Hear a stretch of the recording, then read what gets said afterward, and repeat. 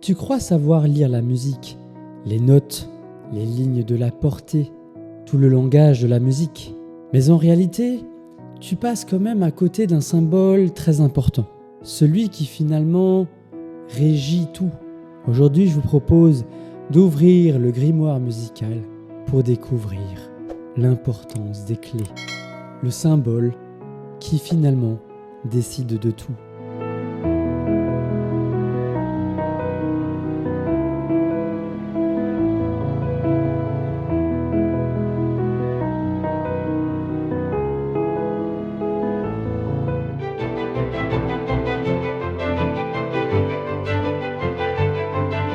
Imagine une portée, 5 lignes, quelques notes posées dessus.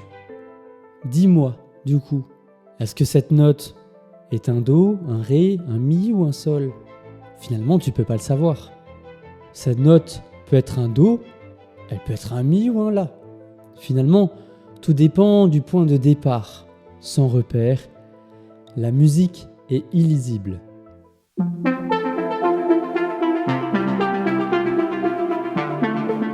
Avant les partitions modernes, la musique s'écrivait complètement autrement.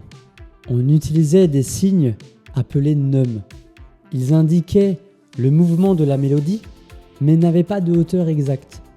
À l'époque, un moine chantait et les autres imitaient derrière. Mais si la mémoire flanchait, le chant se retrouva complètement transformé. C'est là qu'intervient Guido d'Arezzo, un moine du XIe siècle. Son problème est simple. Ses élèves n'arrivent pas du tout à retenir les chants. Alors il invente quelque chose de révolutionnaire. Des lignes. Au départ, c'est une seule, puis 2, puis 4. Chaque ligne correspond à une hauteur précise. Et pour la première fois, la musique devient visible.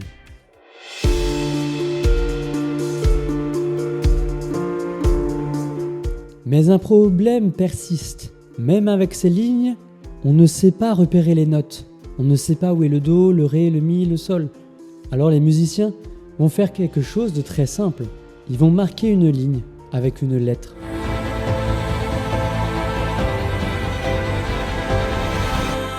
Cette lettre devient alors une clé. La clé de Sol, la plus connue, à la base, c'était une lettre G. Elle s'enroule autour de la deuxième ligne. Et c'est finalement sur cette deuxième ligne que l'on retrouve le Sol en tant que note repère. Et tout s'organise autour. La majorité des instruments de l'orchestre utilisent cette clé. Ça peut être la main droite du piano, ça peut être le violon, ça peut être la flûte traversière, la trompette, des instruments plutôt aigus ou médiums. Il existe aussi la clé de Fa qui est notée à la base avec un F, avec 2 points qui encadre la ligne du Fa. Et donc le Fa, en clé de Fa, se trouve en 4e ligne. Et donc la disposition des notes est légèrement différente. La clé de Fa est souvent utilisée dans les instruments graves. Ça peut être le violoncelle, ça peut être le trombone, le tuba ou la main gauche du piano. Il existe encore une autre clé qui s'appelle la clé d'ut ou la clé de Do si vous préférez. À la base, c'est un C. Aujourd'hui, elle ressemble plus à ça. Et forcément, elle indique le Do. Mais ici, le Do se retrouve au milieu de la portée, sur la 3e ligne. De nos jours, un seul instrument utilise encore cette clé, qui est l'alto, qui utilise d'ailleurs la clé d'ut 3. La clé d'ut peut se déplacer d'une ligne, et elle prend donc le chiffre de la ligne sur laquelle elle se trouve.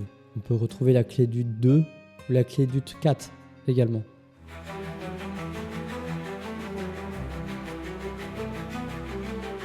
Une seule note fixée et tout devient plus lisible. Regarde bien, même position, même point, mais en clé de Sol, c'est un Sol, en clé de Fa, c'est un Ré, en clé d'ut, c'est un Do. Ce que tu vois n'est pas une note, c'est une interprétation.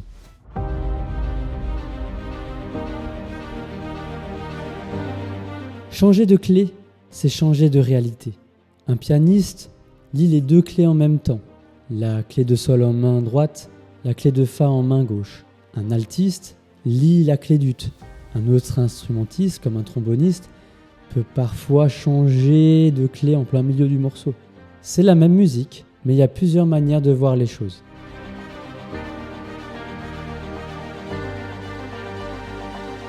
Sans clé, aucune des notes existe vraiment. Ces symboles que tu vois au début des partitions ne sont pas décoratifs, ils sont essentiels. Ils sont la raison pour laquelle la musique peut être lue, transmise et comprise. Et maintenant, grâce à cela, tu ne regarderas plus la partition de la même façon.